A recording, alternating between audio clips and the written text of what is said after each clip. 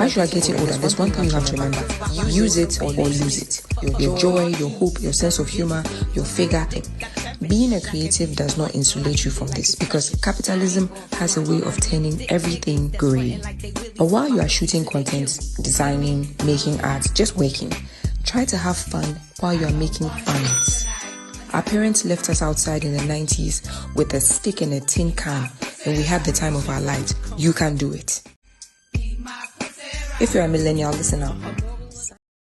Kimberley does, and what exactly she's advocating that we all do as far as fighting, in fact, auntification in general. All right, I identify as a millennial woman, so I know what it means for the times and for age to start to slowly maybe rob you of some of that youthful joy. The apuskeleke is starting to get a bit longer, non-existent. And you know I love me some apuskeleke, but today she suits. Suiting to say. Some of the things that I used to enjoy, I suddenly feel like maybe I'm too old to enjoy these things. And it's almost par for the course. So I am refreshed by this initiative, especially if it helps us as millennials and millennial women in particular to maybe slow down, smell the roses, and appreciate that, you know, we're still young, supple, vibrant. You're only as old, genuinely, as you allow your mind to trick you into being. You could be 60, so you could be a boomer listening to us. We're hoping some of this newfound millennial refreshing energy rubs up on you. But let's get to know Kimberley a little bit more, and we want to hear about the Mosaic Creator Lab. What inspired you to build it, and what gap did you see in the creator space, especially for us in this part of the world, that inspired you to get started on this crusade?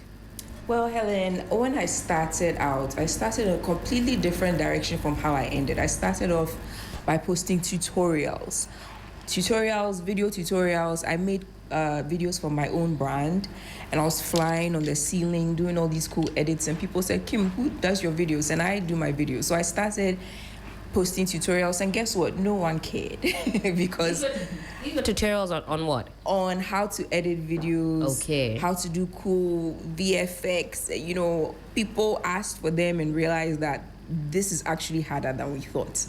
And I found that I was bored with my own content. So I said, if I had to post what I really wanted and I didn't think about views, I didn't think about anything, what would I post about? And one day I said, you know what? Today in the fight against toxic auntification, why are you hiding, you know, this Abira core behind your preferences? Wear the crop top, wear the shorts, you know, do the sports, go out with your friends, do the things that society tells us women shouldn't do because we've passed a certain age. And, you know, authenticity always wins. My page has grown faster in the past 3 months than it has in the 6 months prior to it. People can tell when you're being authentic, and once I showed up as my authentic self, people responded to it, so I stuck with it. And that seems to be the general direction of social media, I would say, especially Instagram these days, because, you know, we go through certain phases. We've gone from the very overproduced kind of content where everybody's life is amazing and everybody is so polished and everybody shows up as their best version, and we're only seeing the highlight reel. These days, I think you get more from showing the behind the scenes, really showing, you know, what it means to be you, what it means to do what you do, what it means to have the real feelings, you know, that you have. I mean, even that now I feel like to a degree is becoming produced, but at least it's the real, kind of. Do you agree? I agree. People want authenticity. They want something they've never seen before, they've never heard before, or they want an angle that they've never seen. There are only so many topics you can discuss on social media unless you are, you know, rediscovering fire. But even if you are saying something, I'm not the first person to talk about women in their 30s and older living their best lives. But from the perspective of, you know, us being West African millennials, we have a very heavy anti-culture. Toxic auntification just came naturally to me. Someone in another part of the world might have a different version. I just came up with the version that I felt would resonate with West African millennials, the junior aunties or the aunties in training. And people just like that. It's a different take on an existing topic, and people want a fresh take. Yeah. Okay, so break it down. Toxic auntification. If we were to look it up in Dictionary of Kimberley, what exactly does that mean?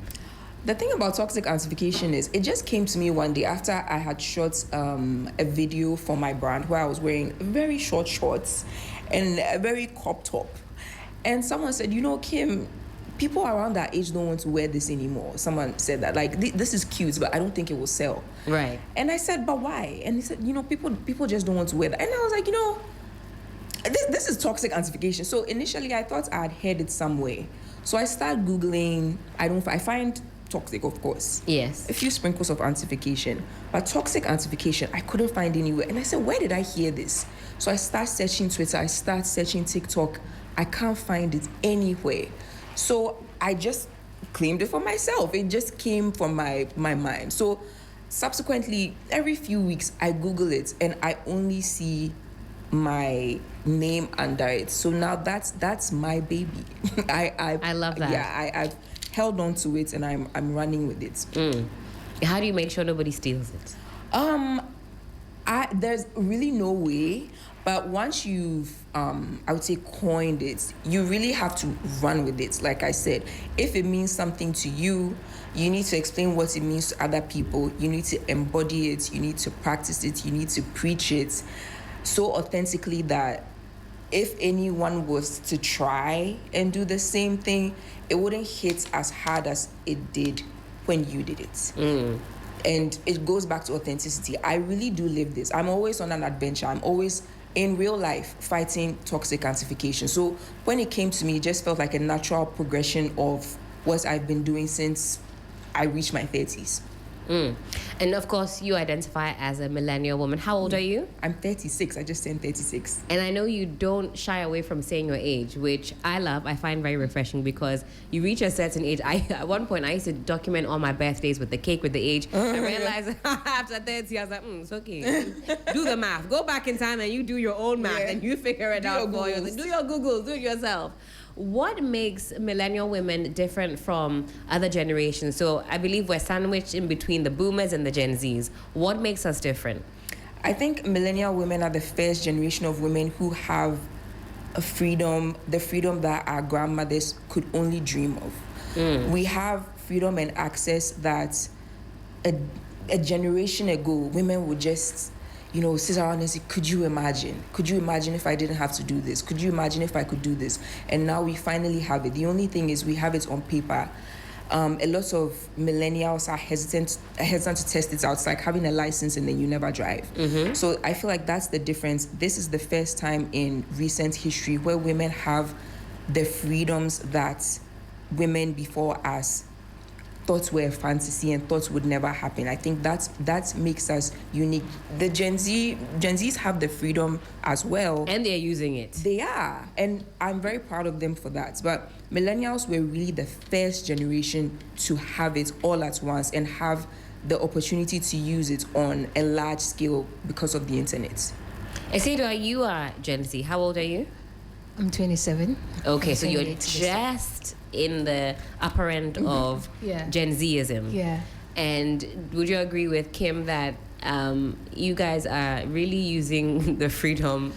Well, I am glad that you said I'm just, it's just like a borderline. Yeah. And so for me, I've had to experience a bit of what you have.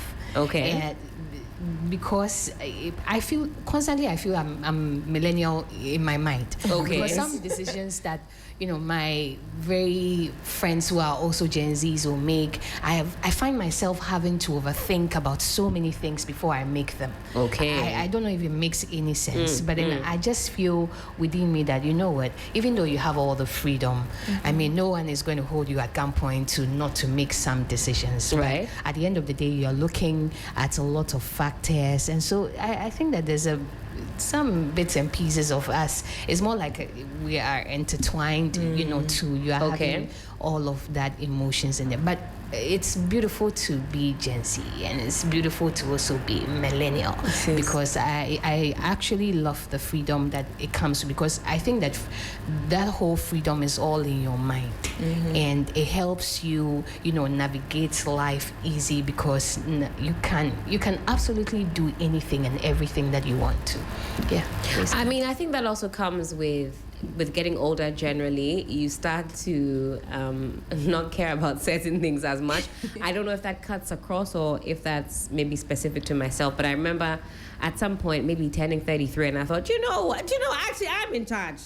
You're grown. I'm grown. You're grown up. You can't beat me. You can't do nothing. You can't catch me. Can't do me. Focal. Nothing.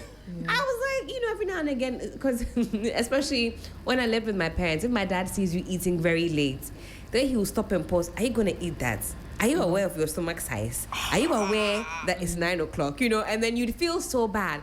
And so that was ingrained in my brain. So one day I must have been eating late and like rushing the food. And I was like, do you know what? It can be 9 p.m. or 10 p.m. or midnight. It can be 2 a.m. I'm eating this food. I'm in charge. Period. You do what you like. I do what I like. Yeah, You feel me? And it's empowering and it's very, very freeing. But Kim, why do you think that at some point, even though, yes, we do get older, we feel more empowered and confident, we start to succumb to some of the pressure that we resented from older women when we were younger? We start to become the toxic aunties that we loathed before. I think, and one of my favorite flavors of anything in the world is introspection. And lots of people lack introspection. So they don't realize that they are morphing into the thing they hate, or the thing that oppressed them and the thing that bullied them. It's like when we were in boarding school. You were in Form 1, you go to Form 2, you go to Form 3. Yeah. When you were in Form 1, you didn't like the Form 3s. Let's say you have a difficult time with the Form 3. Yeah. How did you, in Form 3, now become the thing you hate? Never at any point do most people stop and think, how did this person who was there before me, who had qualities I didn't really like, how did they get there? Surely no one was born a toxic auntie. So while you are living your life, are you stopping and asking yourself whether I'm on the path I want to be? A lot of people don't like to do that, because a lot of people don't like the reflection of their personality, and they are afraid to be faced with who they are, and they find it difficult to tell themselves some hard truths. So by the time the transformation is complete, you are in full dragon mode. And there's nothing you can really do about it. Introspection is so important for every single person in every aspect of their life. You have to keep checking that you are on the path to where you want to be and far away from the path where you are avoiding. A lot of people don't do that. So inevitably, they end up becoming the thing that they never wanted to be. How do you practically check yourself, like as Kim, when you find yourself slipping into toxic auntification? And in fact, my first question should be, are you immune to toxic auntification? I am not immune to toxic auntification, which is why once I committed to the toxic auntification movement and lifestyle, I came up with Aborampa, which is initially I wanted to call it Granny Core, and then I Googled, because I like to do my Googles. I want to make sure I'm not claiming anything that belongs to someone. And Granny Core was its own aesthetic. So I'm like, we are West Africans, so I'm staying in the theme of West Africa and Ghana, Aborampa. Nobody has claimed it yet. I feel like toxic auntification shouldn't get to the point where now you are fighting so hard to be younger than you are. It's okay to be your age. Is there such a thing as acting too young or being too young? For every stage in life, you have to acknowledge that this is where I am. As you said before, I'm always proudly mentioning my age. I am 36 years old. There is no need for me to try and be 27 years old. Each stage in life comes with its own experiences. See, you're lucky you work out, so your knees will not betray you. Some of us, we can't even attempt, because the body will say, even if your knees are not, cooperating, as far as your behavior, your perspectives, trying to, I want to sit with the kids, you don't have to do that. You can be your age and then come, just accept the fact that, my knees they don't work as well. It's a Aborampa. it's okay. But sometimes there are other things that do work, that you could use, that you could do, but you're not doing because toxic identification. If you can't do it, you can't do it. But there are other things that you can't do. I'm always arguing with people because I interview fellow millennials for interview Abros. Yes, the Abros in training. And it's always, we and these are very progressive women. At some point in the interview, we get to a huge can't. Why can't you do this? Why can't you wear a crop top? Because I love a crop top. The emblem of my page, crop top, roller skates. Why can't you wear a crop top? And the answers always confuse me because it's like, I just can't. Ghana police isn't going to stop you if you wear a crop top. The army isn't going to stop you if you wear. The crop top, it's a mental block. So once you are asking yourself, once you get to a point where you are saying, I don't want to do this, you have to be brave enough to ask why. And really sit with the answer and be honest with yourself about the answer. Is it because of, your stomach? But you had the stomach when you were 20, you wore a crop top. So what is it about the same stomach now? That it's one thing if you don't have the same. Yeah, but people will say, which people? You don't even know these people. Yeah. You don't know these people. Society, who? Name 10 people in the society. So just wear the crop top if you want to wear the crop top. That's how I feel. I hope I answered your question. I feel like I've gone off script. I wanted to know about, the introspection bit, because I think that so many millennials fail to do that. They fail to have more like a deeper look into themselves, and they end up projecting. And for us as Gen Zs, that whole projection bit, we interpret it as coming from a point where you didn't get certain privileges, certain opportunities, and so that's how we see it. But here you are, and you're telling me that millennials are the first class of people who actually enjoy that much freedom. So why are we at the point where a millennial is looking at a Gen Z in a certain way, and the energy is off sometimes? It's the introspection. And like I said, it takes a level of bravery to be introspective because you might not like the answer. That's right. And a lot of people don't want to ask themselves those questions. I can ask myself, why did I do this? I was being can I say asshole? Okay, I was being a jerk. Yeah. I can say, why did I do this? I wasn't being very nice when I did that. Or maybe why am I looking at it this way? I'm being, a little harsh with this person. I'm being a little harsh with myself. I'm rushing this person. I'm being impatient. Recently, this week, 2 weeks ago, actually, I was talking to my cousin, Haina. I was telling her, I really need to chill because I find that I'm a little over-confrontational. Okay. With people. I like to hash things out. And sometimes I interpret people's behavior as, hostile when the person wasn't really meaning it like that. And I was talking about a specific instance where I feel like someone had bumped into me at the gym. Someone had bumped into me. And since then, I've been feeling like, this girl. And then I've observed her since, she's just kind of like a little... She's just clumsy. She's a bit, moving up and down, knocking into things. But before this, I had just assumed that she had carelessly bumped into me and just, so I was ready for the next time she bumped into me. Uh-oh. And I told her, I asked her, I said, now, maybe I'm the villain here. Preemptively fighting with this girl. And this girl probably has no idea she even bumped into me the first time. Right. So this is where I had to come face to face with the fact that I was fully preparing to be the bad guy. And being honest with myself about it. Not everybody wants to be honest about the role they play in someone's story. If I had met her another time and she had accidentally bumped into me again and I had made it an issue, I would have been the villain, the bad guy in that story. And I own up to it. And now, should it happen again, I would likely be like, hey, you bumped into me. And she'll probably go, I didn't notice. If I hadn't done some introspection and been honest with myself, pointed the finger at myself, I would never have gotten to that point. And maybe we could be cordial, we could be cool. Yeah. A lot of people don't want to do that. A lot of people are committed to being the savior and the hero. I always say, I'm not afraid to be the villain. So the bravery and the introspection, you have to have it, or else you will never progress, you will never change. And in this specific instance, if I didn't do the work, who would Kim be in the next 10 years? An overly confrontational person, an overly aggressive person. And is that who I want to be? No.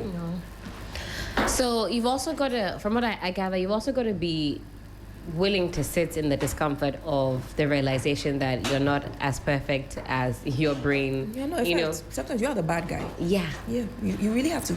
And sometimes it's uncomfortable. Yeah. But it is what it is. It's life. Yeah. Let's talk about finding happiness in yourself.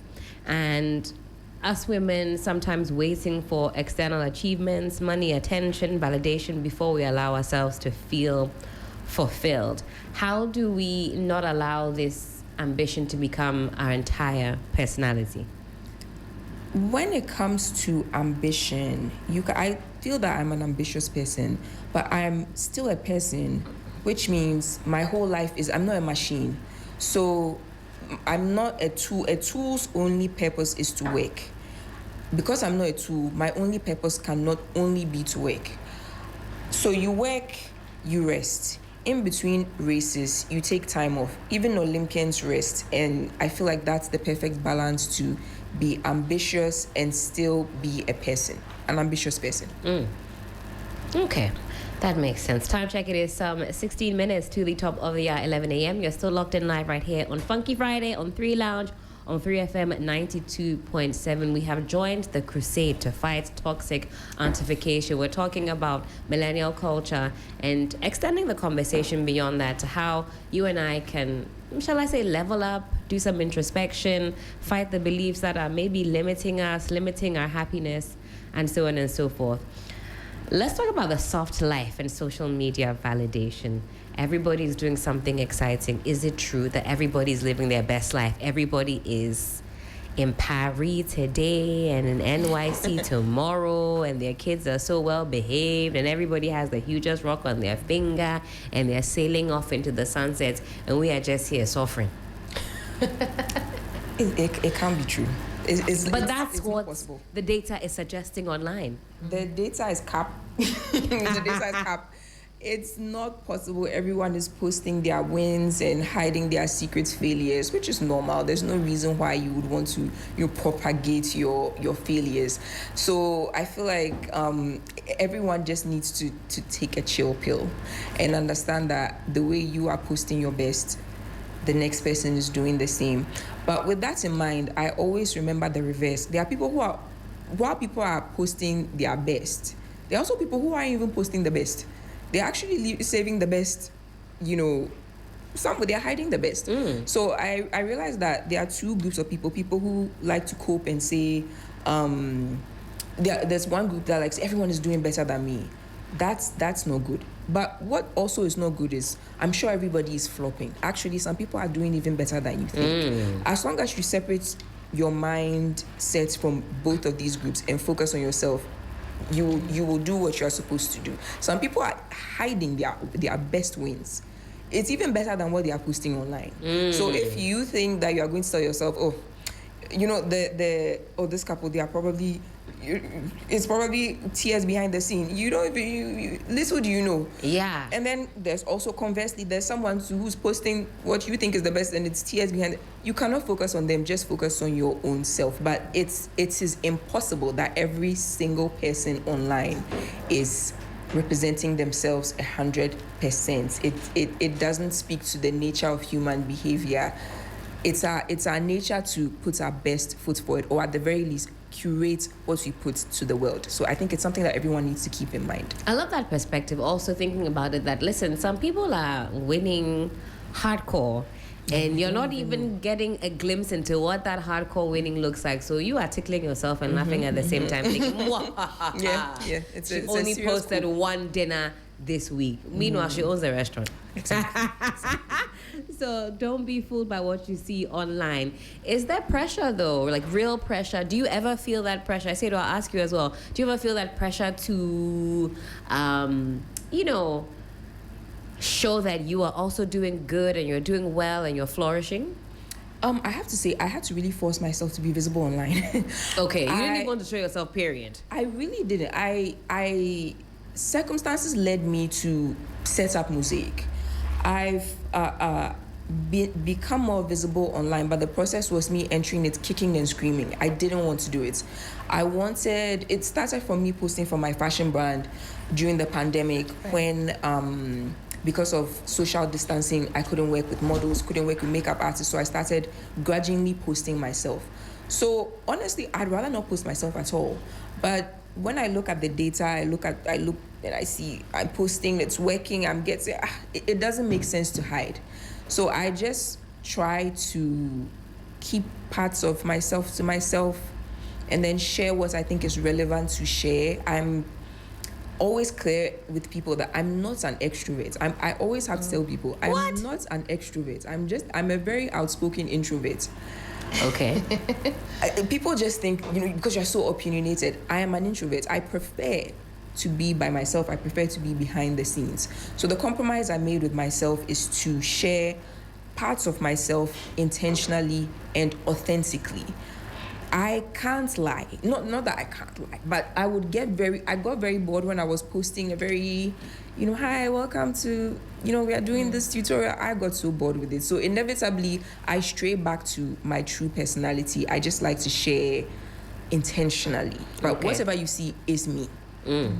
Esado, what about you? Do you ever feel the pressure to curate an aesthetic for your socials and to show that you two are living that soft life? Never.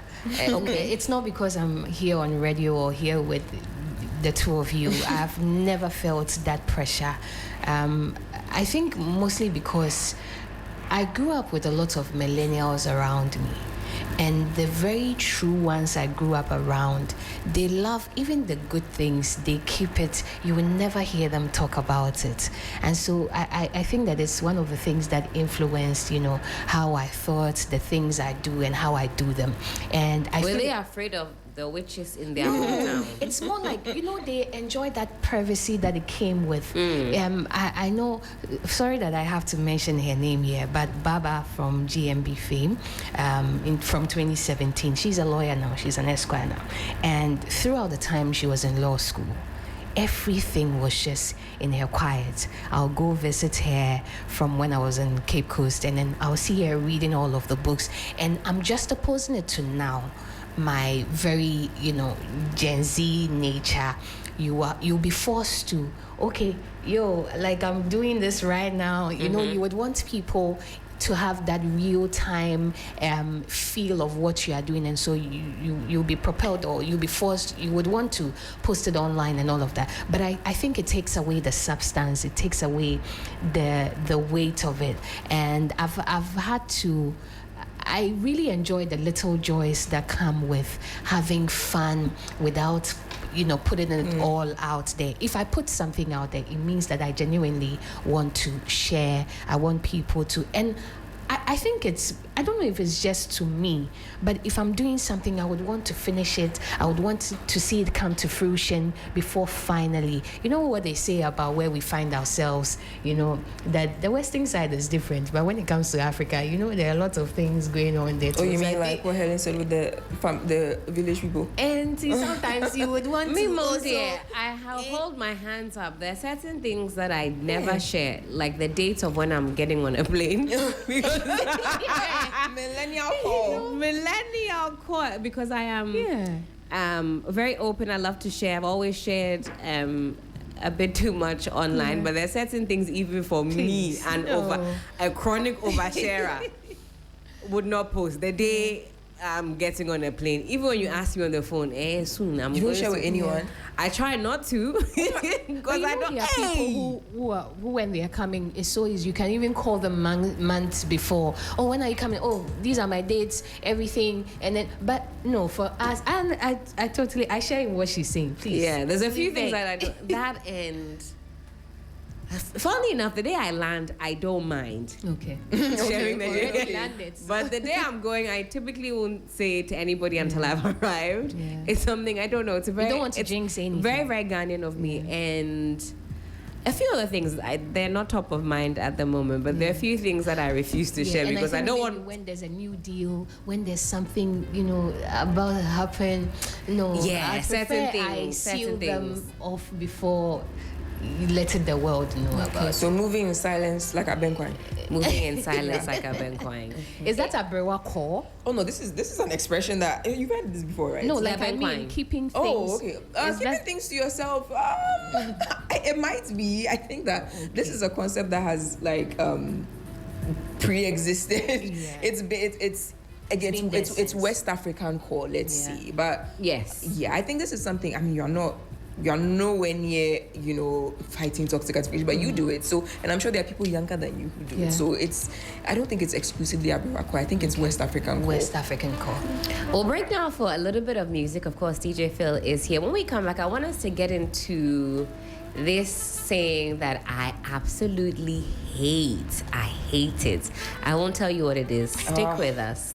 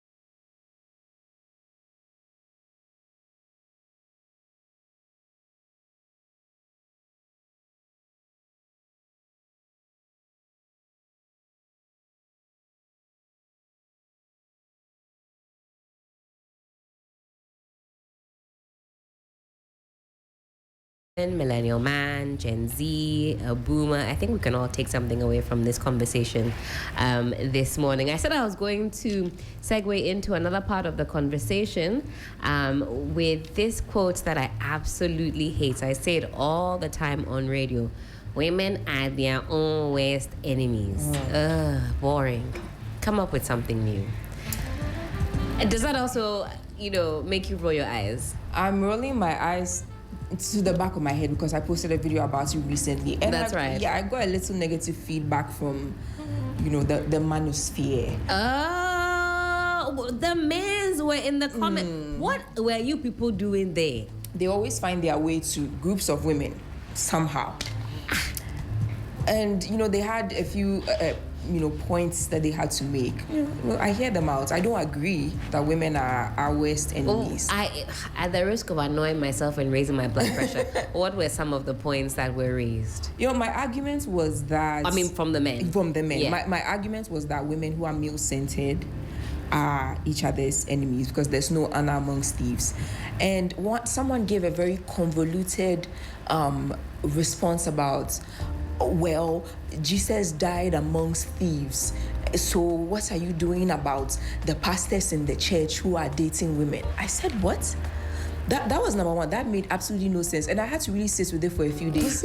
And even after letting it marinate, it still made no sense. And I even asked my followers. Nobody could decipher it. And then someone else said, oh, you are only hating because you are not getting, male attention. And I said, but here you are giving me male attention. So you are kind of canceling out your own points.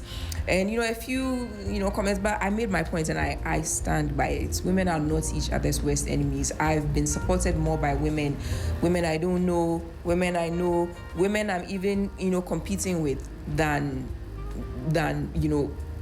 like the average man. Women are not each other's worst enemies at all. I mean, that doesn't... Not to say that we don't have angst amongst each other. Who doesn't? Men go out and shoot each other, and yet we don't. And they don't brand it as men are each other's enemies.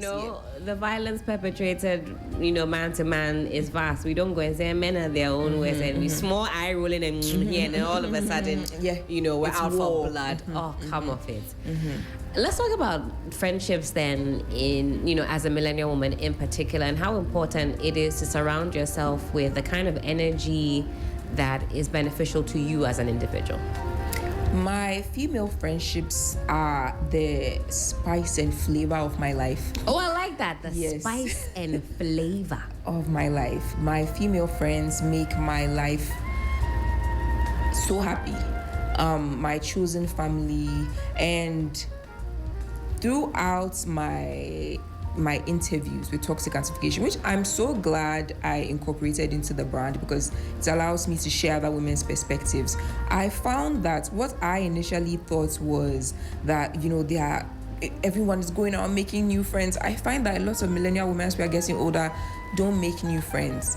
And I was a little disappointed by it. And I realized it's not that we are not making I make new friends all the time, but it's not that women are 30 starting making new friends. They are being more intentional about making friends. At least those who are not, as I said, male-centered. Those who genuinely enjoy the company and genuine friendship of women. They enjoy being friends with women, but we are being more intentional about it. But I have to say, Helen, the women I know who value their female friendships, they have a pep in their step. Their lives, they also have spice and flavor, in their lives. They talk about their goals, their dreams, and then it's like interspersed with, and my friend said, and my friend did, and my friend shared, and my friend won, and I was with her, and I celebrated her, and it's so fulfilling even to hear. Like, I get secondhand fulfillment hearing other women talk about their friends and how much they love them. I feel the good vibes, and I haven't even met your friend. And that's how I know it's a good culture all around. Female friendships are, I love it. I need it. I wish every woman had it. I agree. I've been lucky enough to have a good crop of friends for 20 plus years. So I'm definitely a beneficiary of that warmth that female friendships provide, that safety nets, that boost. I mean, nobody gasses you up more than your friends. If you listen to the way your friends talk about you, you believe you can do anything, and it's such a very, very powerful thing. I find myself in a very different season, so I don't get to hang out as much with my friends, and that makes me very sad. But that accumulation of life experiences with my friends, it's what keeps me going. It's what sustains me. It's always a safe place to land. I know that I'm very wealthy in this lifetime because I have such good friends, and so I've not had the displeasure of experiencing this alleged, women are their worst enemies. I mean, have I encountered some very very annoying women in life? I mean, who hasn't? It's part of the course, it's life, but it hasn't made me think, oh, I'd rather, go and join a group of men and be in their friend group. I don't know what it would take. If all the women in the world even turned against me, it would still be very difficult for me to go and be a part of a male fraternity. But that's just me. And every time you say that, there's some pushback, and I don't know why there's such pushback. Maybe people have had legitimate, experiences that make them very passionate about this, other crusade about women being their own enemies. But from where I stand, and clearly from where Kim stands, it's a beautiful place to be. Find your kinfolk, find your tribe, and then stay there comfortably. But have you had friendship fallouts? I have. I'm a notorious cutter offer. I always say I'm sharp your knife. Oh, Kim, we were just talking about the kumbaya and the flavor and the spice. Don't worry, I can defend myself. Okay. My thing is, I feel that so many people hold on to friendships that have, the friendship has run its course. And people are holding on to the friendship. You're holding on for so long that now you become enemies. Sometimes you have to let people go, let people fly away. And they might come back. Sometimes someone can't be your friend at a specific time because at that specific time in your lives, you can't be friends. So maybe leave things on a good note and leave the door open for reconciliation later when you are in, a state of mind, state of being where, you can find a common ground. But sometimes people will hold on to friendships not knowing they are holding on to resentment. Yeah. And then I've never, even with and I when I say I cut people, I'm being hyperbolic, I'm exaggerating. But even with my female friends that I've fallen out with, I always say that it says so much about them and hopefully myself that I've never had a bad falling out. Okay. It's never been a, we are cussing each other out. I can't fathom it.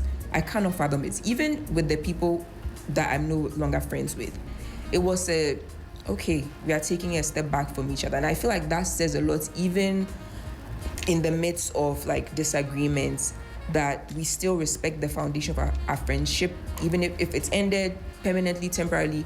No one is crossing boundaries, and I think that says a lot. And for me, that's better than holding on to someone and you resent them.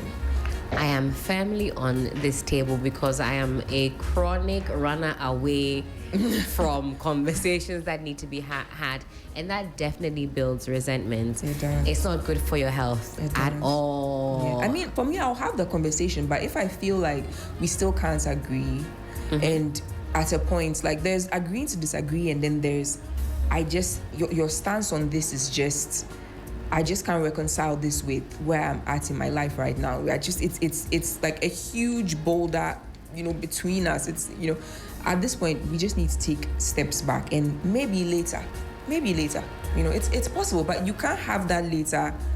I don't think you can. Let me speak for myself. I don't think I can have that later if I knew that we let things fester to the point where, resentment sets in, hate sets in, anger, insults. Oh my goodness. When I hear people are fighting and, insults are being thrown, I don't even know what to do with myself. I don't know what to say. How did it get to this point? And I mean, it gets ugly, low blows, personal information getting held back and forth. You think, hey, you guys used to be when I hear people close. Get into physical fights, I feel like I want to faint. How did you get to this point? How did you let things get this bad? You could have just let the person go. But, to each her own. But for me, if it's time to step back, it's time to let this person go with love. Yeah, I think that's important. Some wise words there from Kimberly. And like I said, this conversation cuts across different generations.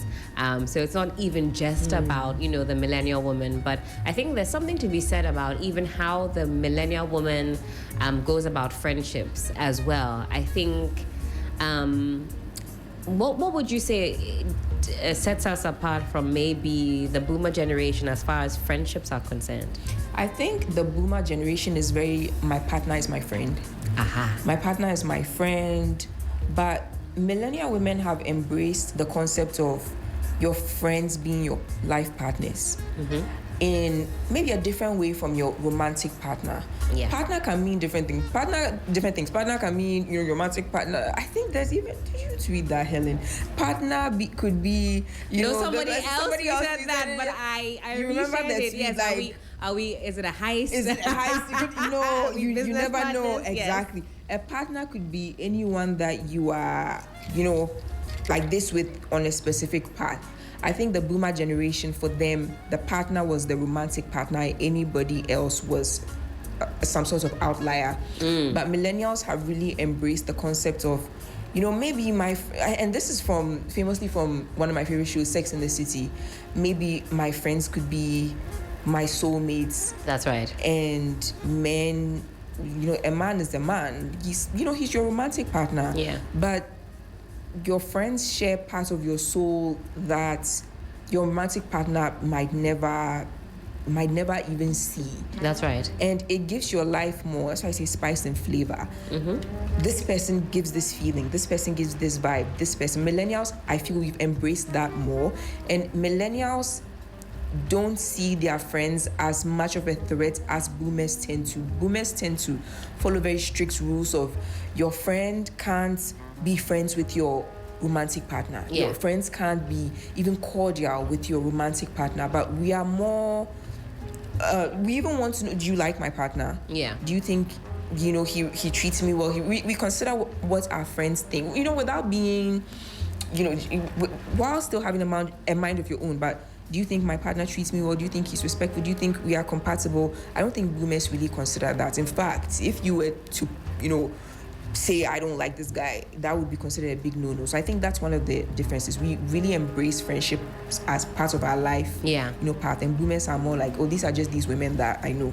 Yeah. You can't have your friends in your house because if you wear mini skirts, that's the end of your relationship. And then the fear of your friends want your husband. Yes, because your husband clearly can't keep his eyes closed. He can't even function. He will be lured. Yeah, he's a big child.